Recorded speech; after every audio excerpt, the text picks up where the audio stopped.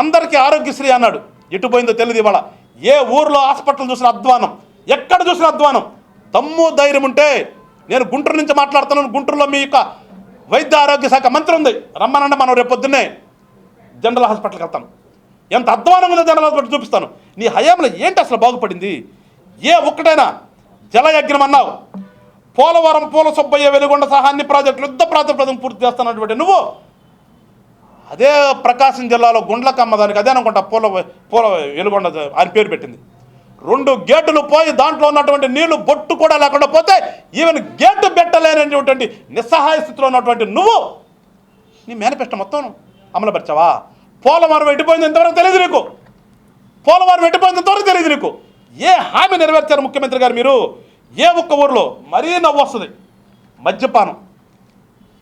మద్యపానం నిషేధం చేయకుండా నేను మళ్ళా మీ ముందుకు ఓటు అడుగుతాను రాను అని చెప్పినటువంటి ముఖ్యమంత్రి గారు ఎట్లా తిరుగుతున్నావు? ఇవాళ సిద్ధమనే పేర్లు పెట్టుకుని వాళ్ళ రాష్ట్ర వ్యాప్తంగా మళ్ళా మీ బిడ్డ వచ్చాడు, మీ అన్న వచ్చాడు, మీ తమ్ముడు వచ్చాడు, నాకు ఓట్లు వేయండి అని చెప్పేసి స్టేజీల మీద మళ్ళీ ఒక్కొక్క క్యాండిడేట్ని వాడుకున్నటువంటి కేసును కూడా పక్కన పెట్టి సచ్చిరుడని పరిశీలన చేస్తూ ఓట్లు అడుగుతున్నావు ముఖ్యమంత్రి గారు.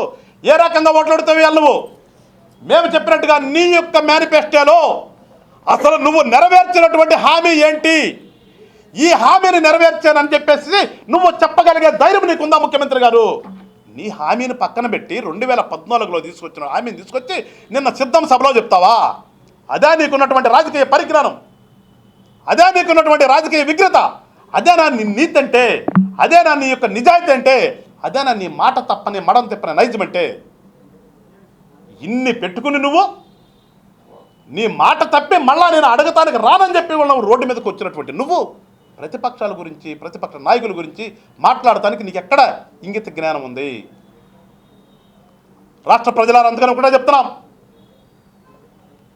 ఏ ఒక్క హామీని కూడా నెరవేర్చినటువంటి ముఖ్యమంత్రి గారు ఇవాళ మళ్ళీ రేపేదో మేనిఫెస్టో రిలీజ్ చేస్తారంట.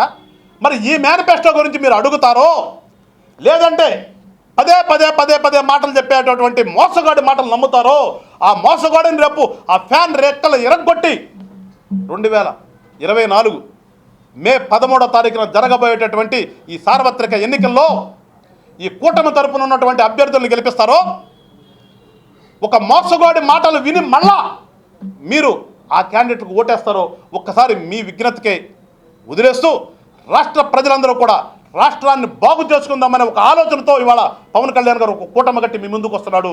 ఈ కూటమిని ఆశీర్వదిస్తారో ఒక్కసారి విజ్ఞతతో ఆలోచించాలని చెప్పేసి రాష్ట్ర ప్రజలందరినీ కూడా కోరుకుంటూ మరొకసారి ప్రజలందరికీ కూడా విజ్ఞప్తి చేస్తున్నాను. పాడైపోయినటువంటి రాష్ట్రాన్ని బాగు చేసుకునే ఆలోచనతో ఇవాళ మీ ముందుకు వస్తున్నాం. మాట్లాడితే నేను ఏదో చెప్తున్నాడు, బలమైన పునాదులు వేసాడంట రాష్ట్రాన్ని అభివృద్ధి చేయడం కోసం. బలమైన పునాదులు వేసాడా? రాజధాని కోసం వేసినటువంటి పునాదులు కూడా పగలగొట్టాడో? మీరు ఒకసారి సావధానంగా ఒకసారి విశ్లేషణ చేసుకుని ఆలోచించి ఒక మంచి నిర్ణయాన్ని తీసుకోవాలని చెప్పేసి ప్రజలందరినీ కూడా జనసేన పార్టీ తరపు నుంచి, కూటమి తరపు నుంచి కూడా అభ్యర్థన చేస్తూ మంచి నిర్ణయం తీసుకోండి, మన రాష్ట్రాన్ని బాగు చేసుకుందామని చెప్పేసి మీ అందరికీ కూడా పిలుపునిస్తూ జై జనసేన, జై హింద్.